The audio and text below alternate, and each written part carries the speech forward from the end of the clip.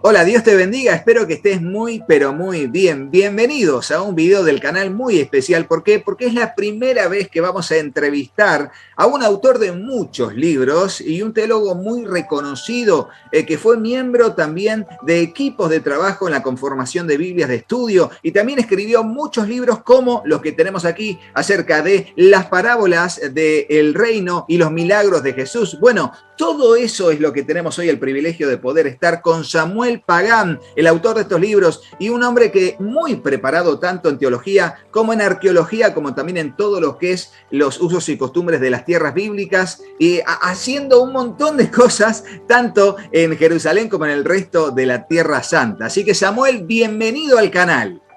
Saludos cordiales. Qué placer para mí estar en este diálogo y tratar de descubrir, como siempre indicamos, las cosas buenas, gratas y nobles que Dios tiene preparado para aquellos que le aman.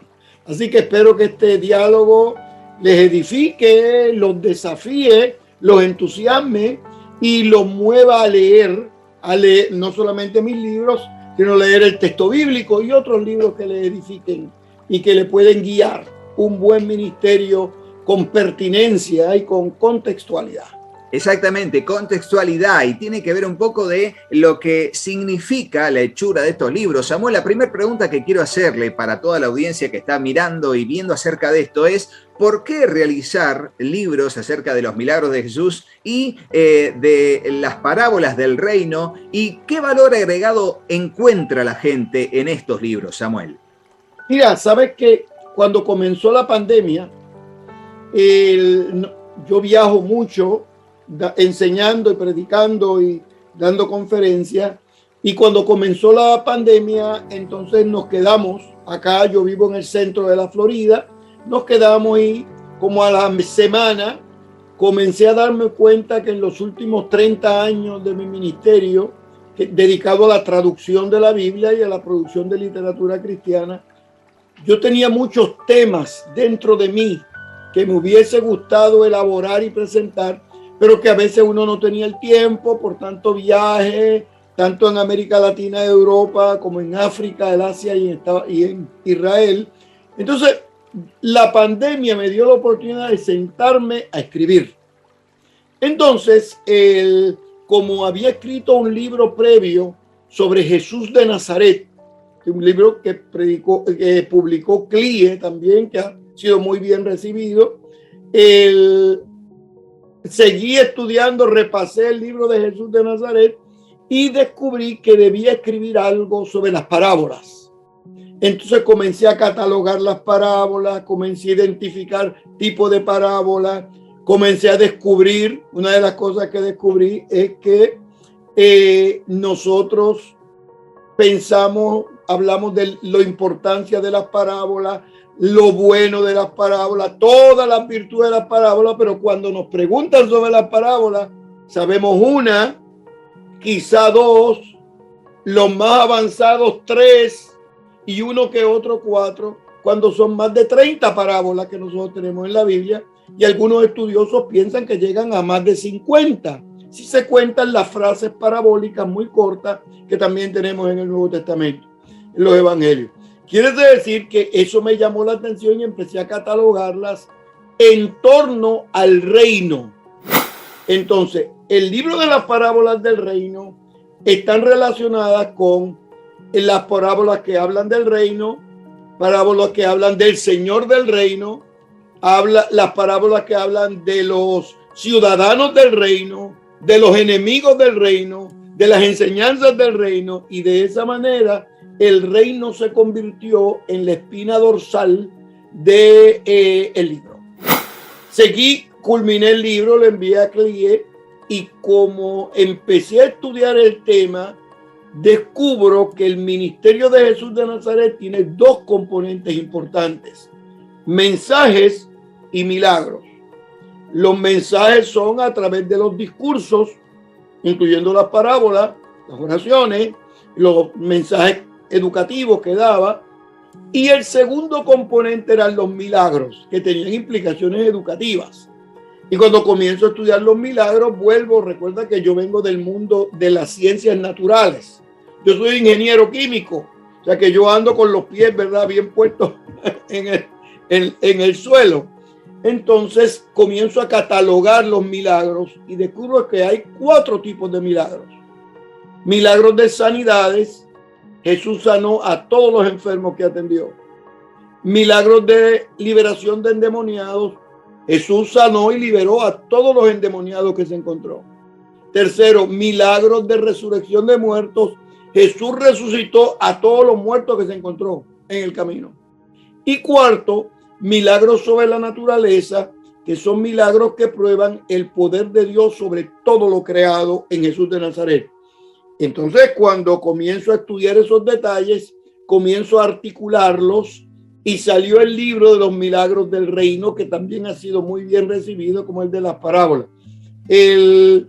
Una de las cosas que destaco en los 2 libros y en los próximos, porque después de estos 2 vino otro más que se conoce como Jesucristo es el Señor, porque una vez que uno estudia el mensaje y los milagros, hay que estudiar la cristología, que también este mes sacó CLIE, o sea que tampoco está recién.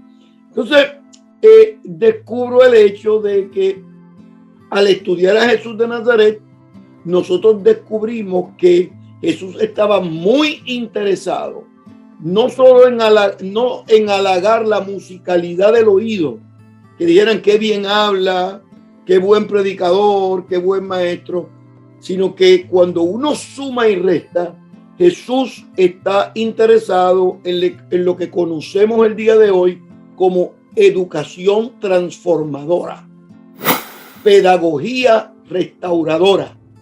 Es decir, que Jesús de Nazaret está inmerso en un mundo teológico y educativo que tiene como finalidad modificar la conducta del ser humano, que tiene como objetivo cambiar las prioridades de las personas, que tiene como meta generar dinámicas que la gente revise su estilo de vida para manifestar la voluntad de Dios, no solamente con el verbo, sino con su acción. Entonces, estos libros lo que hacen es complementar, ayudarnos a nosotros ver, tratar de comprender las implicaciones transformadoras del ministerio de Jesús de Nazaret, que se dan a través de las parábolas, a través de las enseñanzas, que tiene el potencial del milagro, y a través de las narraciones de milagros, que tiene el potencial educativo. Ahí tienen las 2 caras de una misma moneda. Hay iglesias, algunas de las que nos están viendo, que dicen lo de nosotros solamente son las enseñanzas. Y otros le responden, no, lo de nosotros son los milagros nada más. En los libros yo estoy argumentando que el ministerio de Jesús tenía los 2 elementos, enseñanzas y milagros, porque eran 2 caras de una misma moneda. Entonces Jesús de Nazaret respondía a la gente con el milagro y con la enseñanza con el potencial del milagro y el milagro con el potencial de la enseñanza. Muy interesante lo que dice Samuel acerca de esto, de cómo el reino de los cielos viene a la tierra en la boca de Jesús, en sus enseñanzas, pero también en la manifestación de las señales que eran evidencia efectivamente de que el reino de los cielos se había acercado. Y veo que en los 2 libros la palabra reino está explícita. A propósito, ¿por qué, Samuel, la palabra reino está explícita? Cuando uno estudia la literatura que habla de Jesús de Nazaret, el Nuevo Testamento, no solamente los textos canónicos, los textos deuterocanónicos, los padres de la iglesia, o sea, todo lo que se relaciona con Jesús de Nazaret, descubre que la prioridad temática en Jesús era el reino. Y el reino era la encarnación, era la actualización, era la vivencia de la voluntad de Dios en medio de las realidades humanas. En castellano, cuando nosotros pensamos en el reino, estamos pensando en extensión de terreno. El reino de Inglaterra, el reino de Jordania, el reino de algún país del mundo. desde la perspectiva bíblica, el reino está asociado más que con la geografía, sino con el rey. La aceptación del reino no es otra cosa sino el reconocimiento de que el rey, nosotros vamos a seguir la voluntad y la afirmación y la revelación del rey. El reino de los cielos, cuando está con nosotros, lo que quiere decir es que el rey encarnó. Y de acuerdo con Apocalipsis y algunos textos bíblicos en la escritura, Dios y Jesús se identifican como el rey de reyes y señor de señores, el alfa y el omega, el principio y el fin. Es decir, que el tema del reino no es un tema secundario en la predicación de Jesús de Nazaret, sino que es el tema prioritario, no uno de los temas prioritarios, sino era el tema prioritario. Por ejemplo, uno ve en las parábolas, el reino de los cielos es semejante a. El reino de los cielos entre vosotros está. En la oración de Jesús del Señor, venga a tu reino. Es decir, el reino se convierte en la espina dorsal teológica del ministerio de Jesús de Nazaret. Por esa razón, la gente bienaventurada son los ciudadanos del reino. La gente que acepta la voluntad de Dios son los ciudadanos del reino. Los que reconocen que Jesucristo es el Señor son ciudadanos del reino. Y esos ciudadanos del reino, por ejemplo, cuando descubren esa revelación divina para explicar ese fenómeno, lo que dicen de acuerdo con el Evangelio de Juan es que de su interior surgen ríos de agua viva que saltan para vida eterna. Y de acuerdo al apóstol Pablo, cuando le preguntan qué significa eso, el apóstol Pablo dice, no, nada, es sencillo, es que ya no vivo yo, mas Cristo vive en mí. El reconocimiento de Jesús como rey del reino, como líder del reino, es el reconocimiento de que es el Señor. Entonces, en el mundo romano, que le toca vivir a los primeros cristianos, y Jesús de Nazaret también, cuando los romanos se saludaban, decían, hablaban de lo que fuera y culminaban, César es el Señor. El único problema era que cuando hablaban con un cristiano, le daban la mano y acababan, César es el Señor, y el cristiano decía, no, Jesucristo es el Señor. Y eso ocasionó una revuelta y una reacción fuerte del Imperio Romano. Pues recuerda que el César se identificaba a sí mismo como una deidad, como un dios, y quería ser reconocido como Dios.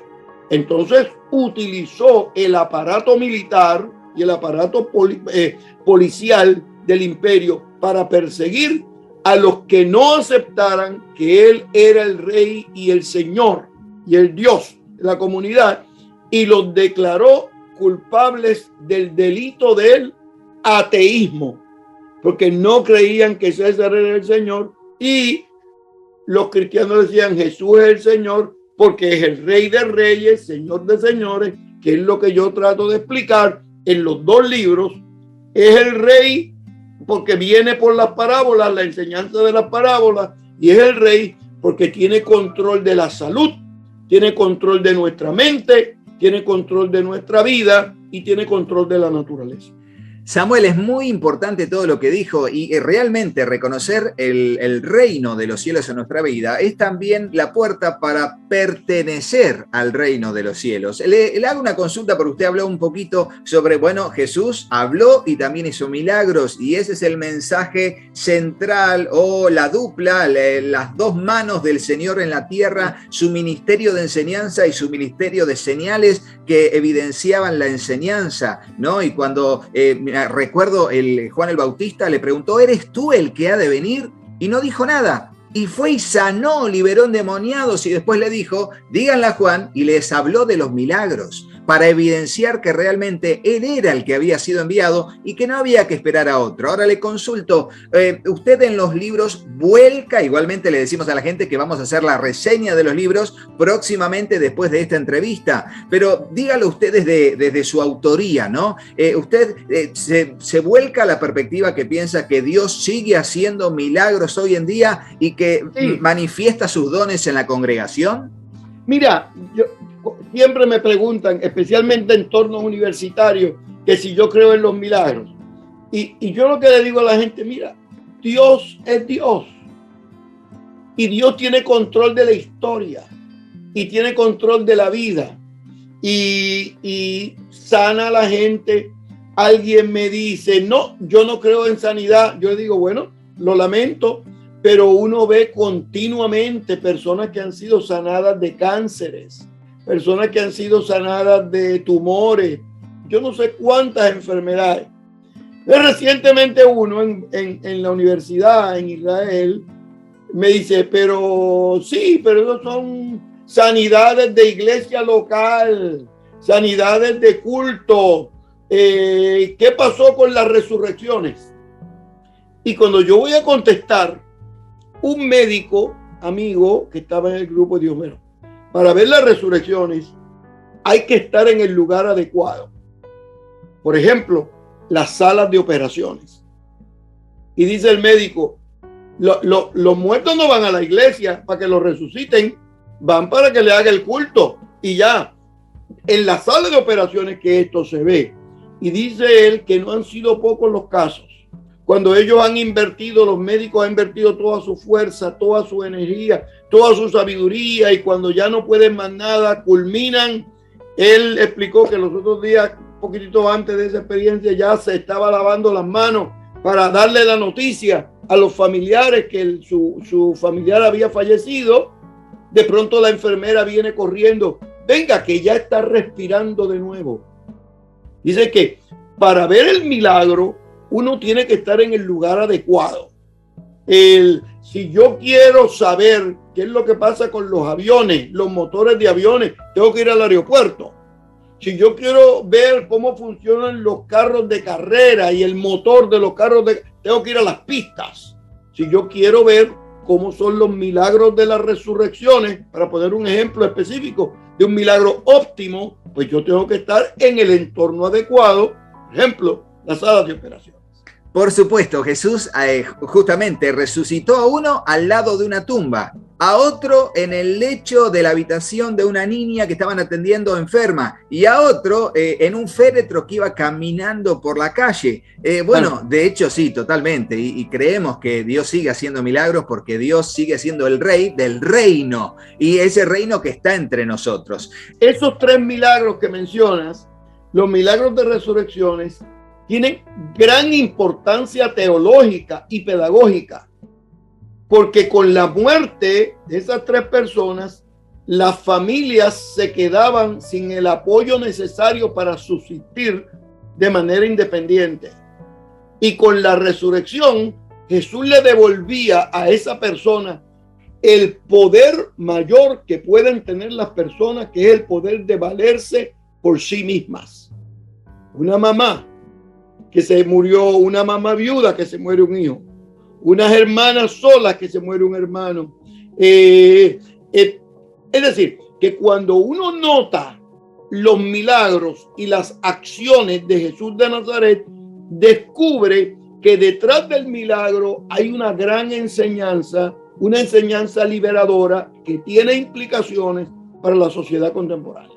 Exactamente de eso le quería hablar. ¿Por qué? Porque tanto las parábolas del reino como los milagros de Jesús del reino, cada uno de los dos libros también vuelca no solamente la descripción del texto bíblico, sino que usted como teólogo, como arqueólogo y también como alguien formado en lo que fue la academia judía, por así decirlo, o dentro de lo que fue el contexto rabínico, nos da mucha información para interpretar culturalmente el milagro o la parábola. Díganos algo al respecto, Samuel. Mira, recuerda que la cultura juega un papel protagónico en nuestros procesos de interpretación.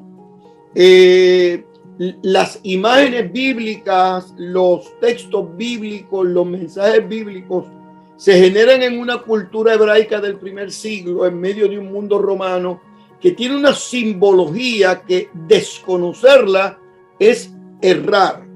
Por ejemplo, en estos días me preguntaron en la televisión símbolos bíblicos que serían mal entendidos el día de hoy, y te puedo dar varios. Por ejemplo, el símbolo de los cuernos. En el Antiguo Testamento el cuerno es símbolo de vida, de triunfo, de autoridad. En el Nuevo Testamento el cuerno es símbolo de poder, de autoridad, de capacidad de triunfo en la batalla. Eso es, en la Biblia, esa es la simbología del cuerno. En diversas culturas el cuerno tiene diversa significación, y en el mundo hispanoamericano, desde la época medieval, los cuernos aluden a la infidelidad matrimonial. Quiere decir que cuando nosotros vemos la expresión cuerno en la Biblia, generalmente le ponemos una nota explicativa de forma tal de que puedan expresar y entender la implicación, el contenido y la intención educativa del autor. Eso sucede en las parábolas, eso sucede en los mensajes del reino, eso sucede cuando tratamos de relacionar el Nuevo Testamento con el Antiguo Testamento, con las enseñanzas de Jesús, cuando descubrimos cuáles eran los textos que Jesús utilizaba para presentar sus sermones. Por ejemplo, el de las bienaventuranzas, el sermón de las bienaventuranzas, Jesús de Nazaret posiblemente lo fundamentó en el Salmo número 1.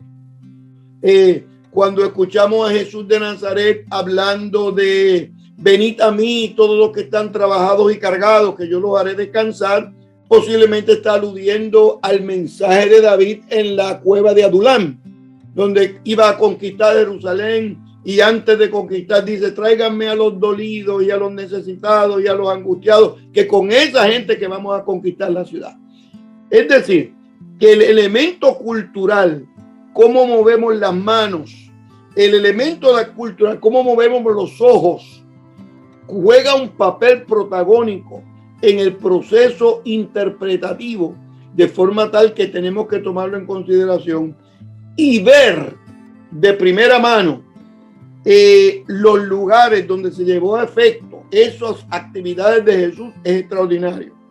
Yo tengo programas en Jerusalén todos los años, varios programas, y cuando los pastores y las pastoras y los líderes y los estudiantes pueden darse cuenta, por ejemplo, que la tumba de Lázaro está en una bajada, que había que desatarlo rápido para que no volviera a tener problemas.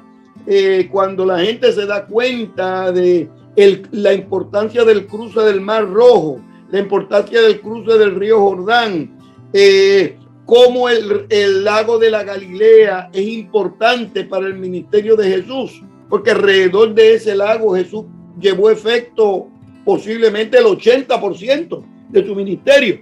Es decir, que la cultura y la geografía juegan papeles protagónicos en los procesos hermenéuticos de interpretación bíblica. Por eso es que las Biblias de estudio son importantes, las enciclopedias son importantes, los mapas bíblicos son importantes, pero sobre todo una visita a Jerusalén y una visita a la Tierra Santa es extraordinaria para poder descubrir y disfrutar las bendiciones del Señor. Muy bien, Samuel, muchas gracias por todo lo que nos está diciendo. Y claro, los libros, ambos, y el contenido que normalmente usted escribe, está lleno de muchas características culturales para llevar a la correcta comprensión del contexto del pasaje de la enseñanza del milagro, de la parábola, etcétera, etcétera, etcétera. Ahora, le consulto a usted como aquel que se puso a escribir, leyó, investigó. ¿Qué milagro le parece más extraordinario de todos los que define y describe en el libro? Mira, yo sospecho que cada persona tiene su milagro preferido. Vamos a ver. Para mí es muy importante el caminar sobre las aguas. Y cuando Pedro comienza a caminar, se hunde. Es decir, que a mis estudiantes yo le pregunto en el examen final, ¿cuántas personas han caminado por las aguas en la historia? Si contestan más que uno, está mal. Pedro también caminó. Caminaron los dos. Poco, pero caminó.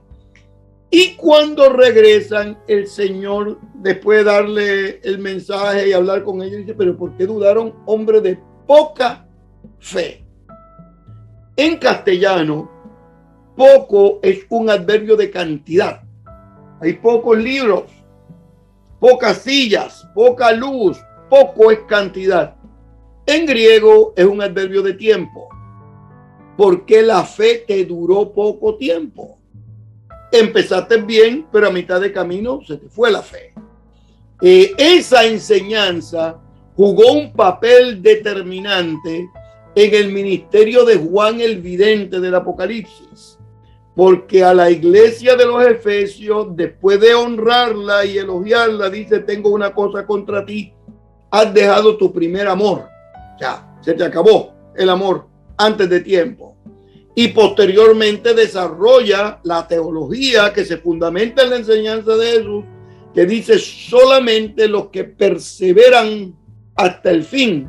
Es decir, lo que la fe no les dura poco tiempo. Los que mantienen la fe, porque la perseverancia es un criterio indispensable para el éxito en la vida, cualquier cosa. Un matrimonio que comienza y a la primera dificultad se separan, no triunfan. Algún empresario que empieza un proyecto nuevo y a los 3 meses hay dificultad y retorna atrás y no sigue, no triunfa. Porque el secreto de la vida es perseverar, mantenerse firme contra viento y marea y marchar en el nombre del Señor. Totalmente, la perseverancia y no ser personas de poca duración, sino de perseverar. Samuel, realmente es un placer haber tenido este tiempo con usted hablando justamente de los 2 libros, brevemente al punto, someramente, pero con tanta información. Le consulto, ¿cómo se puede comunicar la gente con usted? ¿Por medios de qué? Facebook, Instagram, redes sociales, mail? Tenemos en todas las redes sociales, en Instagram, en Twitter, en Facebook, me pueden conseguir Dr. Samuel Pagán. Yo recibo no sé cuántas preguntas por día, especialmente de explicación de textos bíblicos. ¿Por qué la Nueva Versión Internacional que yo dirijo traduce de una forma y Reina Valera tiene otra? Pero también yo he sido editor de Reina Valera, o sea, yo he trabajado en los dos. Muchas personas tienen apetito bíblico, entonces preguntan, y para mí es un placer responder a las necesidades de la gente, las preocupaciones. Por ejemplo, la importancia del milagro el día de hoy, la importancia de las parábolas. Yo estoy añadiendo en estos días, cuando hago la presentación de los libros, es que todo cambió después de la resurrección. Si Jesús no hubiese resucitado, lo hubiésemos recordado como un buen maestro y un buen maestro bueno. O el día de hoy estuviéramos hablando de el magisterio de Jesús, etc. Pero cuando resucitó, se le ocurre resucitar, todo cambia. No es lo mismo decir que voy a resucitar que presentarse y decirle, miren, tóquenme aquí, toquen mi costado. Cuando resucita, los discípulos comienzan no solamente a recordar las enseñanzas de Jesús, sino comienzan a recordar que Él prometió y anunció que iba a resucitar. Entonces, esto nos da un carril teológico de gran importancia para el día de hoy, porque nos dice que el Dios bíblico cumple sus promesas. Él cumplió sus promesas a David para que iban a ser el Mesías. Cumplió sus promesas de Jesús de Nazaret, que iba a resucitar, y fundamentado en ese estilo de cumplimiento y fundamentados en esos precedentes de un Dios que cumple sus promesas, nosotros descubrimos el día de hoy que el Dios bíblico sigue cumpliendo sus promesas el día de hoy. Por ejemplo, ¿dónde está, o muerte, tu aguijón, o sepulcro, tu victoria? una gran afirmación teológica para no temerle a la muerte ni a las dificultades asociadas con el término final de nuestra vida. Promesas de gran importancia en un momento de pandemia, en un momento de desafío histórico como nunca antes lo habíamos visto. El apóstol habla y dice: ni lo alto, ni lo bajo, ni lo presente, ni lo porvenir, ni cosa creada arriba en el cielo o abajo en la tierra, nos podrá separar del amor de Dios que es en Cristo Jesús, Señor nuestro. Es decir, un Dios que promete y cumple, nos promete que nada nos puede separar del amor de Dios en Cristo Jesús. Y en eso es que nos fundamentamos para anunciar la palabra de la vida y recordarle a la gente que para resucitar bien hay que haber muerto bien. Y para morir bien hay que vivir bien. Y para vivir bien hay que tener al autor de la vida que se identificó diciendo: yo soy el camino, la verdad y la vida, y nadie viene al Padre si no es por mí. Muy bien, hasta acá entonces la entrevista con Samuel Pagán. Muchas gracias, Samuel, por el tiempo invertido. Realmente estamos muy agradecidos a Dios por todo esto que es la oportunidad de poder hablar con diferentes autores de renombre, de talla, y que realmente edifica nuestra vida con su conocimiento, con sus dones, talentos y también con los productos comunicacionales que son realmente edificantes para nuestra vida, como lo son las parábolas del reino, ¿sí? Y también los milagros de Jesús del reino. Así, estos dos libros de Editorial CLIE están a nuestro alcance para poder seguir avanzando en armar siempre una biblioteca que sea muy edificante de consulta. Así que si querés conseguir cualquiera de estos dos libros, ingresa al sitio de CLIE.es. Recordá, opción número 1, CLIE.es, y allí elegís estos dos materiales o cualquiera de los que hay allí de Samuel Pagán, o cualquiera de los que quieras del sitio de CLIE.es, que son muy edificantes. Y luego, antes de hacer la compra, ingresá el código de descuento com-medio-rodo y vas a tener un descuento en toda tu compra. Y si estás en Estados Unidos, México o España, el envío es gratis. Y si pasás los 50 euros o dólares aproximadamente allí de tu compra, también el envío es gratis a todo el mundo. Aprovechalo. Y si estás en Perú, México, Panamá, Uruguay o Colombia, ingresá a los sitios de CLC para que puedas allí también hacer tu compra y también ingresar el código de descuento com-medio-rodo en mayúscula, y vas a tener un descuento en tu compra, y de esa manera también con tu compra bendecís nuestra vida, nuestra familia y ministerio. Y si querés comunicarte con nosotros, comunicate al número que aparece en pantalla y vamos a estar aquí para servirte con responsabilidad en esto que es la apasionante tarea de difundir materiales cristianos que están para bendecir nuestra vida y edificarnos conforme lo enseña la palabra de Dios. Esto fue la entrevista con Samuel Pagán. No te pierdas la reseña de estos dos libros que va a estar próximamente en el canal, Pero no te vayas de este video sin hacerle caso a mis hijos. Hola, yo soy Katy. Si te gustó el video, ponle me gusta y déjanos un comentario. Hola, yo soy Juanpi. Suscríbete al canal y activa la campanita. Y acordate de compartirlo con tus amigos. ¡Que Dios los bendiga muchísimo! Y hasta el próximo video. ¡Chao, chao!